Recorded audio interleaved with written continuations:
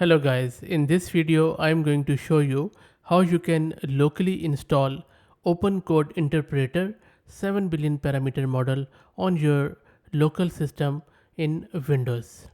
I am using 1 GPU of 16 GB of VRAM and my memory is 32 GB. So make sure that you have at least this much of configuration in order for this model to run properly. Before I show you how you can get it installed, let me give you a quick overview of this very good model which I am very impressed so far.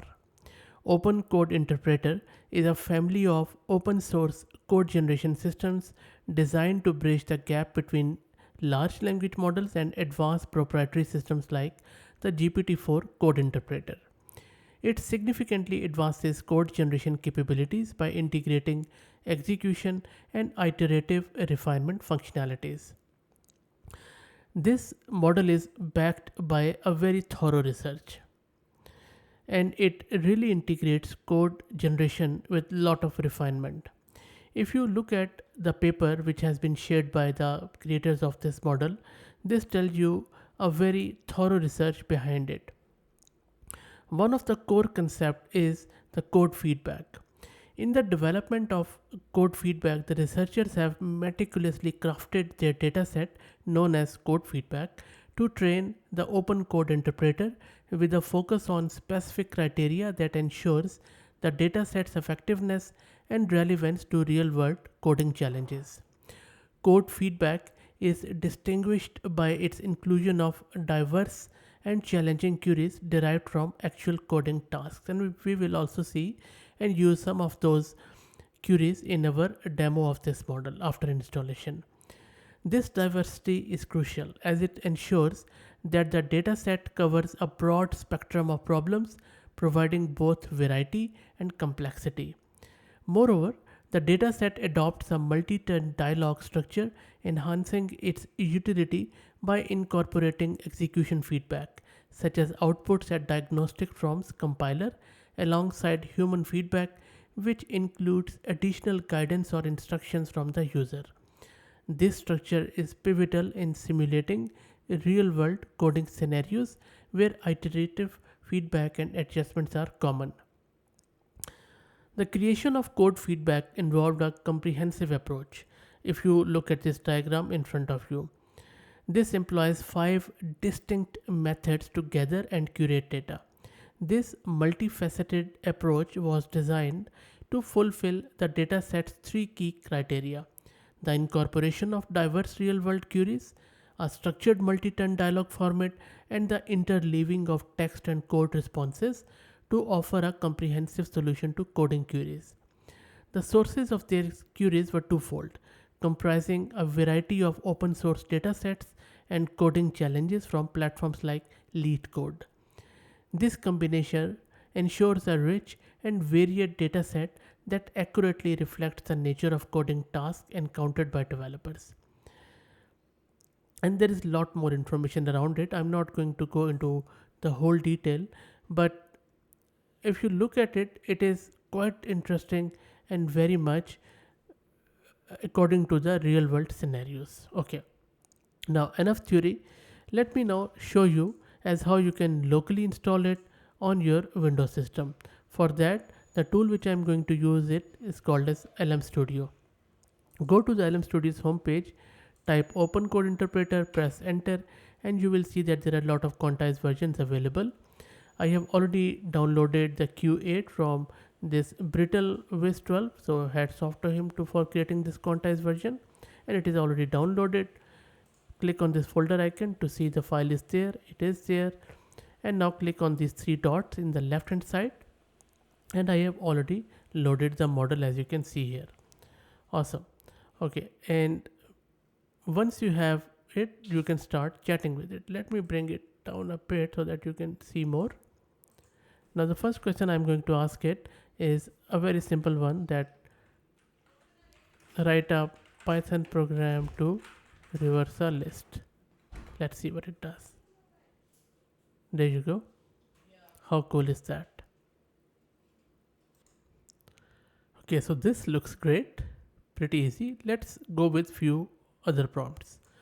So in the next one, I'm asking it write a Python function named isPrime that takes an integer greater than 1 as input and returns true if the integer is a prime number, otherwise return false.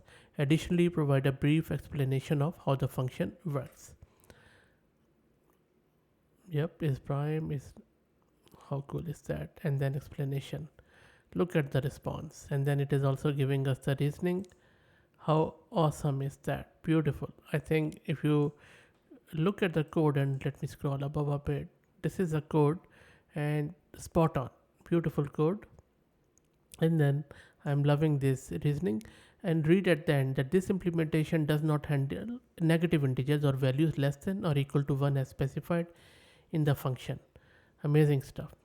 Okay, now let me give it another prompt which tests out data manipulation and algorithm implementation. So in this one, I'm asking it implement a function in JavaScript that takes an array of numbers as input and returns a new array containing only only the unique elements from the original array in the order they first appeared. Explain your choice of algo and its time complexity. So JavaScript, okay, get unique elements, and now so it is just letting it, and then new set. It is saying that we first convert the input into set, yes, and a set is a built-in, that is correct. Algorithm choice, the choice to use set data structure is due to its inherent properties which make it suitable, okay. And it says that if your environment does not support this, especially this code will not work. Amazing stuff. So it is also telling us a limitation. Very nice. Now let's check if it understand object oriented programming. So here I'm asking it design a simple class in Java to represent a book. The class should have private fields for the title, author, and ISBN, along with a constructor to initialize these fields and corresponding getter methods. Demonstrate how to create an instance of this class and retrieve its properties. So let's see if it is able to do that. Yeah, book class is there, private, constructor, amazing. And getter method, wow, amazing stuff. Okay, so it has finished it. Let me scroll up to show you the code. Where it is? It is not letting me scroll up. Let me see. Okay, now we can scroll up. Okay, so you see that we had asked it to simple class. So this is our class, and then you can see there is a private fields there, constructor, getter method, and get author, and get ISBN number, and then at the end it is instantiating the class with the object. How cool is that? And then it is also passing the values. Beautiful stuff, and it is printing it out. Amazing. Now let's check out another prompt. In the next prompt, what I'm testing is functional programming and higher order functions. So I'm asking it, using Python, write a function apply operations that takes a list of integers and a list of lambda function as argument. The function should apply each lambda function to the list of integers and return the result as a new list. Provide an example usage. Let's see. Let it finish printing, and then we are going to test it out. There you go. So let me scroll up and we will check it out. Okay, now you can see that one way it is just telling us this is one way of implementing apply operation. It is declaring the function, and then it is also giving us the example usage, which looks awesome in the pure Pythonic lambda functions. This is not AWS lambda function, this is Python's lambda. Amazing stuff, beautiful. And then it is describing it. If you go through it quickly, you will see that the explanation is spot on. Awesome stuff. Now let me test out one final prompt. In this one, I'm testing concurrency and parallelism. So I'm asking it, describe how you would implement a multi-threaded application in C# that concurrently processes a batch of URLs to perform HTTP GET request and store the response status code for each URL in a thread safe collection. Outline the key component of your implementation, including thread creation and sync mechanism to prevent race condition. There you go. So it has been printing the outline in a thread safe manner. Amazing stuff. Static read only. Yep. Define a method. Okay, let it print and then we will check it out.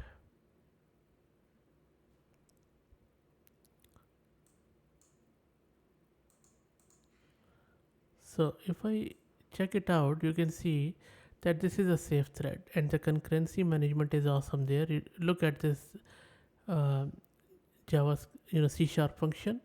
I'm not C sharp programmer, but just by the look of it, the logic looks great. And then it also telling us that create a thread safe collection using concurrency bag from system.collection.